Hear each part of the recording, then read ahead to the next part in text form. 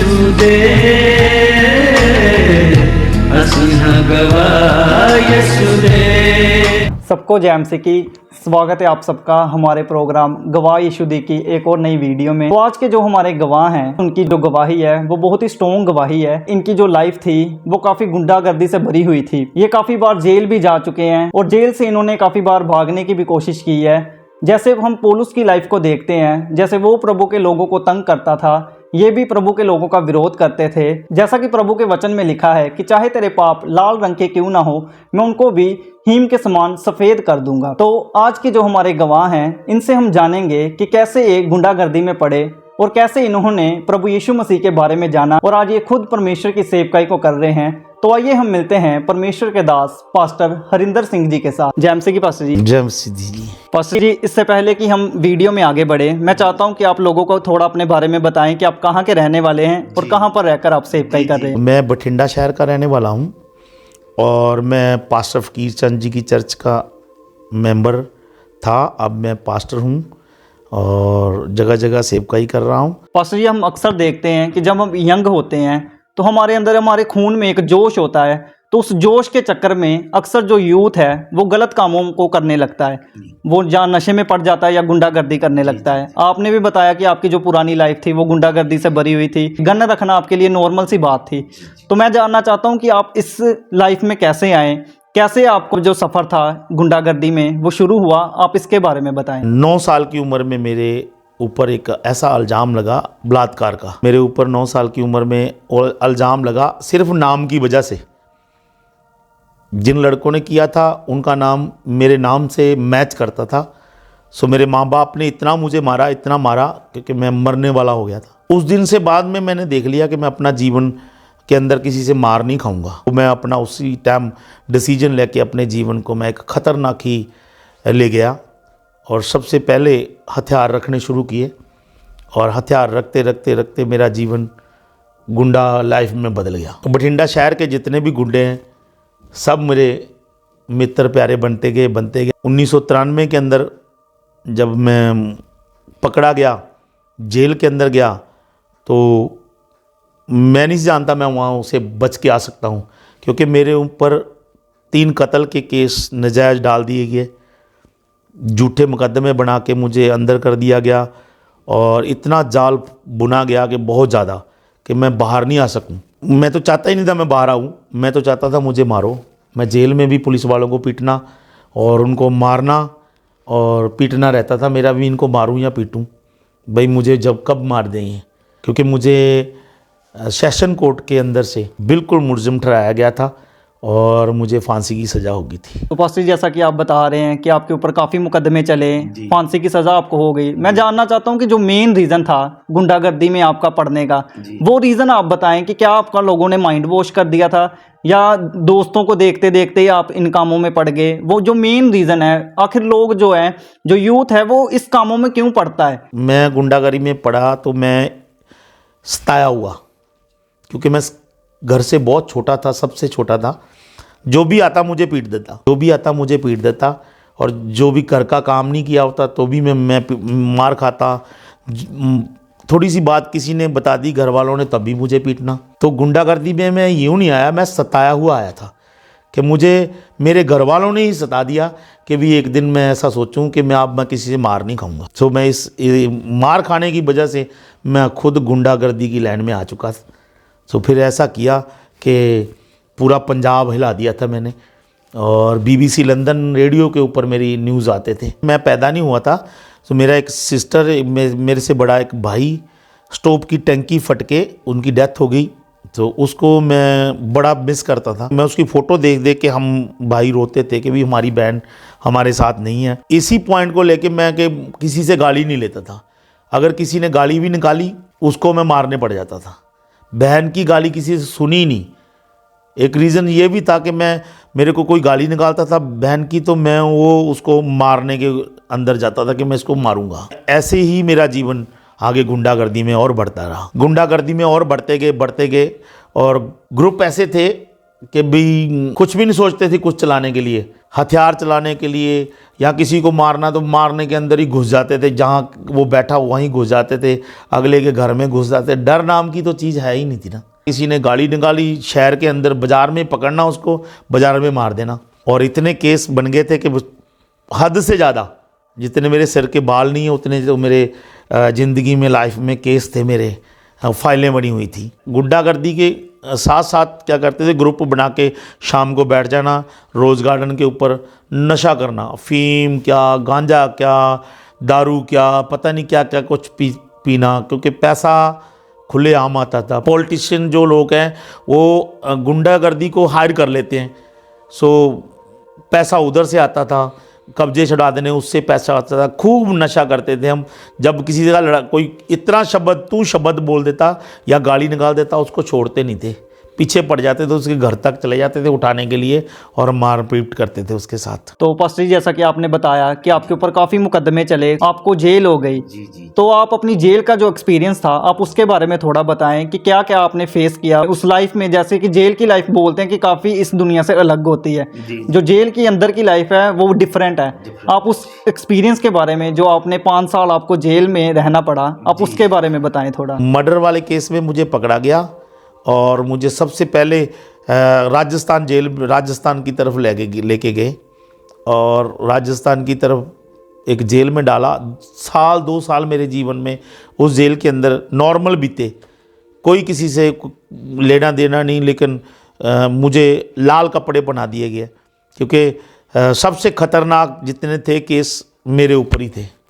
सो वो करते करते मेरे जेल के अंदर एक मेरे साथ दुर्घटना बीती कि मेरे को बहुत पीटा गया।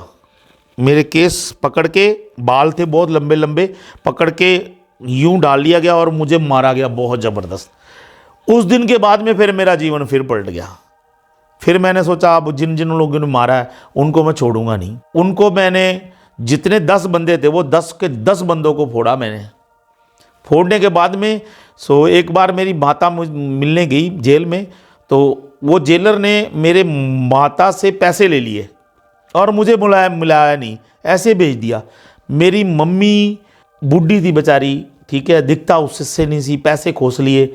सो मुझे गुस्सा आया बहुत, तो मैंने उसको बोल दिया कि मैं जब भी तेरी जेल में से आया ना, मैं तुझे बता रहा हूँ, जिस टाइम तेरी ड्यूटी होगी ना उस दिन मैं भाग जाऊँगा। सो मैं उस दिन अपने जीवन की ये एक ऐसी बड़ी दुर्घटना करके जेल तोड़ के भाग गया। जेल तोड़ के भाग के जो रास्ते में जैसे हम जा रहे थे तो 80 किलोमीटर में नंगे पाँव भागा। 80 किलोमीटर भागते भागते भागते आगे एक नाका लगा हुआ था, जिसके अंदर एसएसपी, डीएसपी, तमाम पुलिस वाले वहाँ मौजूद थे। कि एक द्रैबड़ नाम का बंदा था। वो द्रैबड़ नाम का बंदा उस वहाँ लगा दिया था, क्योंकि वो मुझे जैसे भी तरीक पे जाते थे ना हम पेशी पे, वो लेके जाता था और लेके आता था। जैसे लेके जाना वो मेरे चेहरे से वो वाकबी था, तो लेकिन उसको लगा दिया गया। पहली बार मुझे पता लगा, अब महसूस हो रहा है, पहले तो नहीं, पहली बार जब वहाँ से गुजर रहा था तो उस गुजरते गुजरते जिस आदमी ने मुझे गोली मारनी थी, तो जेल में भगने से मुझे शूट एंड साइड का ऑर्डर हो गया था, भी गोली मार के उनको मार के लेके आओ। और हम एक नहीं थे, 6 बंदे थे, 3 अलग हुए। हम 3 बंदे एक ट्रक में बैठे हैं। जिस ट्रक में बैठे हैं वो ट्रक के सामने वो बंदा सामने खड़ा, ड्राइवर नाम का बंदा है। तो मैं उसकी तरफ देख रहा हूँ, वो मेरी तरफ देख रहा है ऐसे। तो देखते ही उसने क्या कहा, ऐसे रैफल ऐसे करने की बजाय उसने ऐसे रैफल करके नीचे मुंडी कर ली। जिस गाड़ी को चेक किया जाता था, एक एक आदमी को पूछा जाता था भी तू कहाँ से आया, कहाँ जाएगा, क्या तेरा एड्रेस है, लेकिन एक भी बंदे ने हमारे ट्रक में कोई बंदा नहीं निकाला। एसएसपी ने डंडा मारा, फटाफट निकालो। हमारे ट्रक में से एक भी आदमी को चेक नहीं किया गया। तब मुझे अब महसूस होता कि तब मुझे प्रभु यीशु मसीह मेरे साथ थे। मैं जैसे घर पहुंचा, मेरे घर में माता के मैंने पैरों को देखा तो इतने बड़े बड़े छाले हो चुके थे। उन्होंने चप्पल उतार दी थी प्रभु यीशु मसीह को बोल के कि भाई जब मेरा बेटा घर आएगा तो मैं तब जूते पहनूंगी।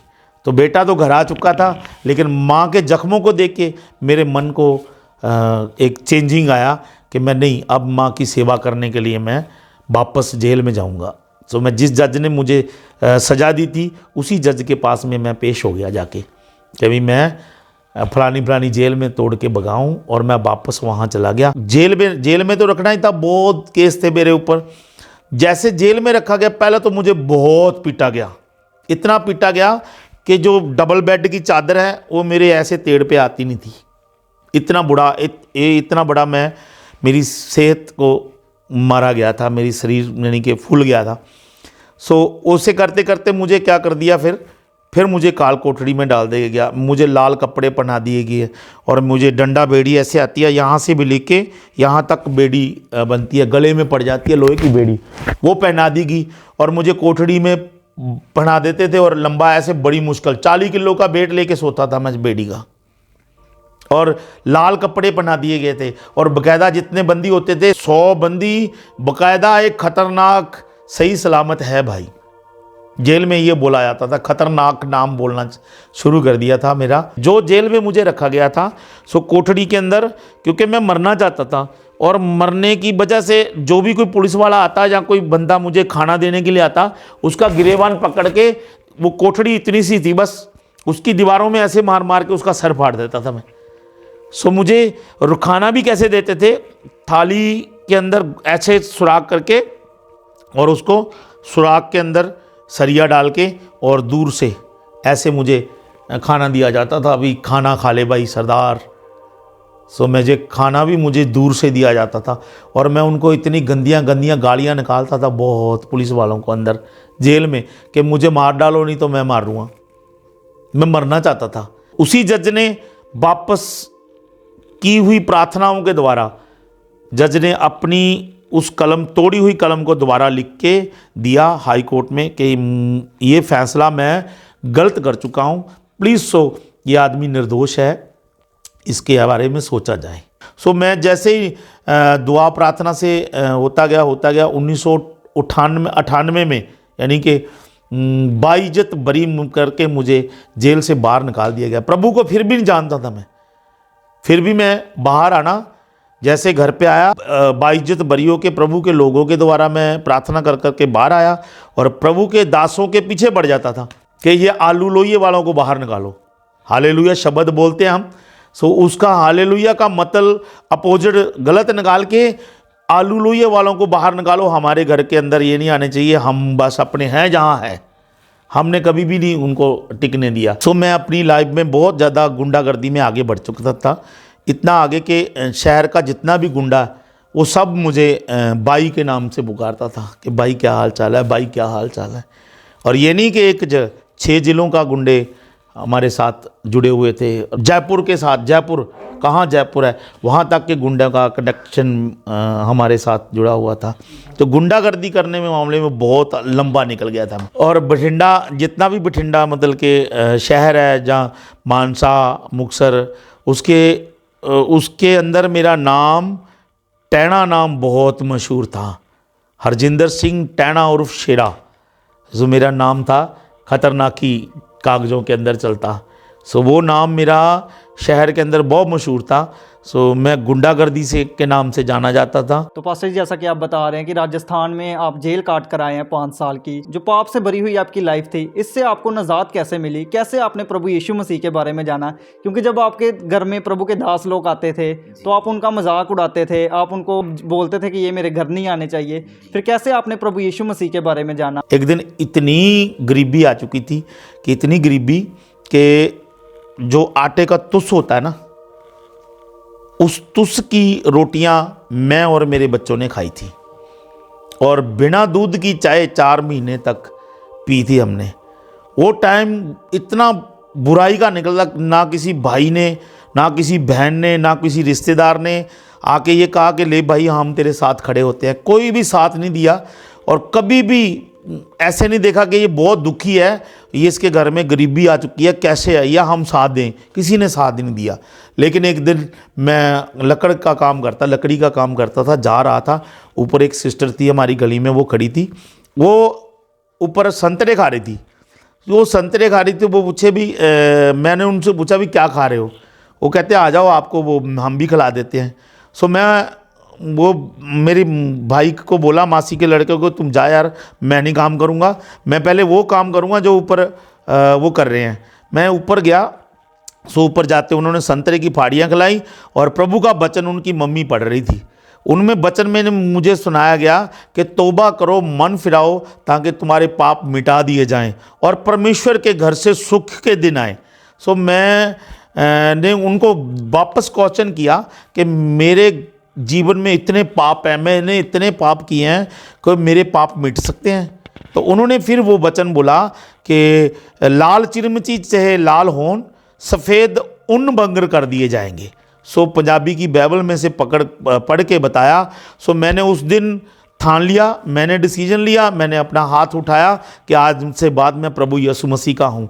तब से लेके अब तक कभी भी मैंने परमेश्वर से मुंह नहीं मोड़ा। घर से निकाल दिया, बच्चों ने धिक्कार दिया, भाई बहन ने धिक्कार दिया, कपड़े तक खोस लिए, सब चीज़ मुझे कुछ नहीं छोड़ा, लेकिन मैंने प्रभु को नहीं छोड़ा।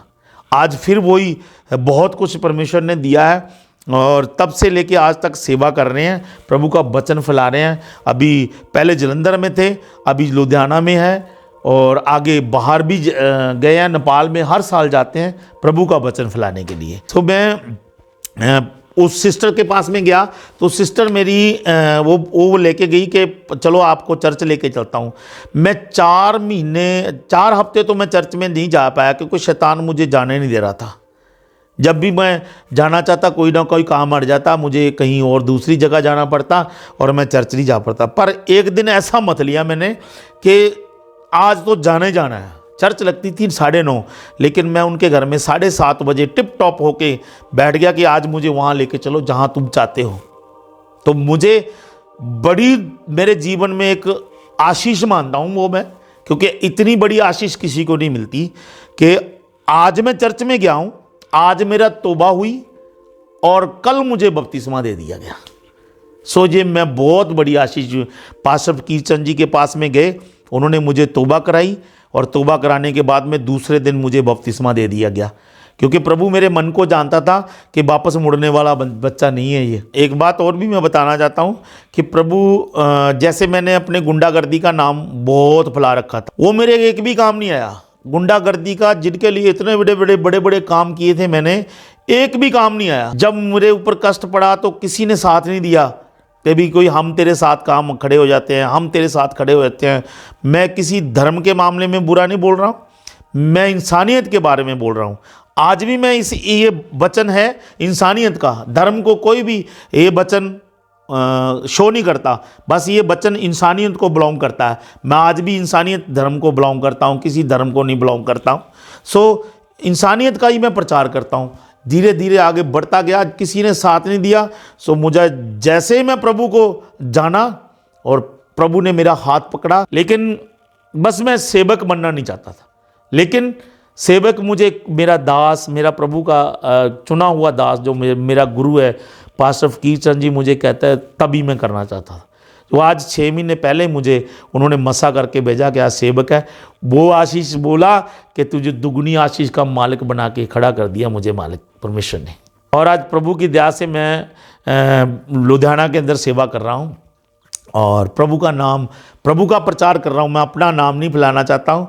ये गवाही भी मैं दे रहा हूँ कि प्रभु की महिमा हो, नहीं तो मैं अपना पोस्टर भी नहीं लगाना चाहता हूँ कहीं पे, और मेरा रोशन, मेरा चेहरा न नजर आए, सिर्फ प्रभु का ये वचन जो इसमें लिखा है मैं उसको सुनाता चला जाऊँ। मैं अपनी बड़ाई नहीं करना चाहता हूँ, मैं इस परमेश्वर की बड़ाई करना चाहता हूँ और इसके शुभ समाचार की बुनियादी करना चाहता हूँ। बस मैं इतना बताता हूँ कि प्रभु ने मुझे चुन के अलग किया, अलग करके मुझे आज इतनी आशीष दी कि गुंडागर्दी के अंदर जितना नाम रोशन नहीं था, जितना खुदा ने अपने नाम के अंदर लेके किया, आज मैं नेपाल, मलेशिया और दूर दूर देशों तक प्रभु यीशु मसीह का भगत होकर जाना जाता हूँ कि प्रभु यीशु मसीह का एक टहना है जो प्रभु की सेवा कर रहा है। सो मैं प्रभु का धन्यवाद करता हूँ, प्रभु ने मुझे चुना और इस लायक समझा कि मैं सेवा कर पाऊँ। तो पास्टर जी, जो आजकल का यूथ है वो इंस्पायर हो जाता है किसी गाने में देखकर, गन को देखकर बदमाशी करने लगते हैं आजकल के जो लड़के हैं, क्योंकि उनका अक्सर बोला जाता है कि जो यंग खून होता है वो गर्म होता है, तो वो गुंडागर्दी में पड़ तो जाते हैं, लेकिन फिर उसके बाद जो उनका नुकसान होना शुरू हो जाता है। आप उस लाइफ से होकर आ चुके हैं, आपने उसका बैड इफ़ेक्ट जो है, जो साइड इफ़ेक्ट जिसको हम बोलते हैं गुंडागर्दी का, आपने देखा है। आपके ऊपर मुकदमे चले, काफ़ी फेक मुकदमे भी आपके ऊपर चले, आप जेल भी काट कर आ चुके हैं। जो लोग, जो यूथ स्पेशली जो पाप में फंसा हुआ है, जो गुंडागर्दी अभी कर रहा है, जो बदमाशी में अपना नाम बनाना चाहता है, जिसको लगता है कि शायद मैं दुनिया में बदमाशी कर कर अपना नाम ऊंचा कर लूँगा, तो आप ऐसे लोगों को, जिन लोगों की ऐसी मेंटालिटी है, जिन लड़कों की ऐसी मेंटालिटी है, आप उनको क्या मैसेज देना चाहेंगे? मैं जब प्रभु के अंदर आया था तो मेरी एज थी 23 साल, नौजवान था मैं प्रभु के अंदर जब आया। लेकिन जितनी शांति अच्छे काम करके मिलती है, उतनी वो गुंडागर्दी करके नहीं मिलती। गुंडागर्दी का एक दिन डिसीजन गुंडागर्दी का ये निकलता है कि वो आदमी ने मरना ही मरना, और अच्छे काम करके इंसान जो आज जीवन जीता है, चाहे वो नौजवान है, चाहे वो कितना भी बड़ा गुंडा है, वो अपना जीवन को बदल के और बिल्कुल सादा जीवन जियो, प्रभु ऊपर वाले से डरो। मैं नहीं कहता हूँ कि भाई मैं इससे प्रभु यीशु मसीह के बारे में ही कहता हूँ, उसका जो भी है, पर वो डिसीजन सही ले, अच्छे काम करे, कि इंसानियत को जो अच्छे लगे वो काम करे, तो वो बेटर है। क्योंकि गुंडागर्दी की लाइफ का जो अंत है बहुत बुरा होता है। मैं धन्यवाद करता हूँ प्रभु यीशु मसीह का कि उस लाइन में से मुझे कैसे कैसे करके मुझे छुड़ा के लेके आया। आज मैं संघर्ष करके यहाँ तक पहुँचा हूँ कि प्रभु का एक चुना हुआ दास होकर मैं उसका नाम फैला सकूँ। मैं उन लोगों को भी बोलता हूँ आज जो नशा खा रहे हैं, नशे में कुछ भी नहीं है। आज ये जीवन बैठा है, नशे करके भी देख लिए सब काम, और छोड़ना चाहे तो एक दिन में वो नशा छोड़ सकता है। बुरा काम कोई इतना बुरा नहीं है कि वो तुम्हारे जीवन से जुड़ा ही रहेगा, और तुम्हारे मन से तुम वो बुरे काम को छोड़ सकते हो। अगर आज चाहे बहुत सारे लोग जो मेरी गवाही को सुनेंगे, जितने भी सुनेंगे, मैं उनसे विनती करता हूँ, अगर आप बुरे काम करते हो तो आपका डिसीजन, आपका जो रिजल्ट आने वाला है बुरा ही आएगा, और जैसा तुम बीजोगे वैसा ही काटोगे। अच्छा बीजोगे तो अच्छा ही काटोगे। तो मैं कहता हूँ सब अपने अपने प्रभु को ग्रहण करो और परमेश्वर से, उस मालिक से डर के जियो जिस मालिक ने इंसानियत को बनाया है। तो पास्टर जी, अभी आपने बहुत ही अच्छा यूथ को मैसेज दिया है, क्योंकि वचन भी बताता है कि जो पाप की मजदूरी है वो मौत है। अगर हम पाप करते रहेंगे तो जाहिर सी बात है, वचन बताता है कि हमारे ऊपर मौत आएगी। तो आपने मैसेज दिया, उसके लिए हम धन्यवाद करते हैं। पूरी गवाही यीशु की जो टीम है वो आपका दिल से धन्यवाद करती है पास्टर जी, कि आप इतनी दूर से आए और अपनी गवाही हमारे साथ शेयर की। जय मसीह की पास्टर जी। जय मसीह। तो अभी आपने परमेश्वर के दास की गवाही को सुना है। आपने देखा, इस गवाही को सुनने के बाद आपको पता चला कि परमेश्वर किसी भी व्यक्ति को बदलने की ताकत रखता है, चाहे उसके पाप लाल रंग के क्यों ना हो। परमेश्वर उस हृदय को भी, उस पापी को भी बदलने की ताकत रखता है। तो आप इस गवाही को अपने फैमिली मेम्बर्स के साथ, दोस्तों के साथ, जो लोग पाप में फंसे हुए हैं, उनके साथ जरूर शेयर करना। सबको जय मसीह की। तो मेरे प्रिय भाई बहनों, अभी आपने एक बहुत बड़ी अद्भुत गवाही को सुना। तो मेरा विश्वास है परमेश्वर इस गवाही के द्वारा आपके जीवनों में 100 गुना फलों को लेकर आएगा। आप इस टेस्टिमनी को अपने दोस्तों के साथ, फैमिली मेंबर्स के साथ शेयर ज़रूर करें, ताकि वो भी जान सके कि परमेश्वर कैसे लोगों के जीवन में काम कर रहा है। मेरा विश्वास है परमेश्वर इस गवाही को सुनने के बाद आपके जीवनों को सेम नहीं रहने देगा। आप हमारे चैनल गवाही यीशु को सब्सक्राइब कर लें, ताकि आने वाले दिनों में आप परमेश्वर की और गवाहों के साथ मिल सके। अगर आप भी अपनी टेस्टिमनी हमारे साथ शेयर करना चाहते हैं तो नीचे आपको एक ईमेल आईडी दिखाई दे रही होगी, आप उस ईमेल पर अपनी डिटेल शेयर कर दें, हम आपके साथ कांटेक्ट ज़रूर करेंगे। मेरा विश्वास है परमेश्वर आपके जीवनों को सेम नहीं रहने देगा। God bless you all. सभी को जय मसीह की। ਅਸੀਂ ਯਿਸੂ ਦੇ, ਅਸੀਂ ਹਾਂ ਗਵਾਹ ਯਿਸੂ ਦੇ।